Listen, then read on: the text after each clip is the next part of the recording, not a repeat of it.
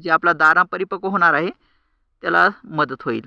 आणि जर समजा मध्ये जर तुम्ही वॉटर सोल्युबल जर सोडणार असाल तर 0050 सोडायच्या अगोदर किंवा पोटॅशियम शोनाइट सोडायच्या अगोदर तुम्ही फॉस्फरिक ॲसिड जर दिलं किंवा अमिनो सल्फेट अमिनो ॲसिड जर दिलं तर अजूनच चांगलं. कारण थोमदार जर समजा तुमची कळी निघाली म्हणजे जे आपण काय म्हणतो त्याला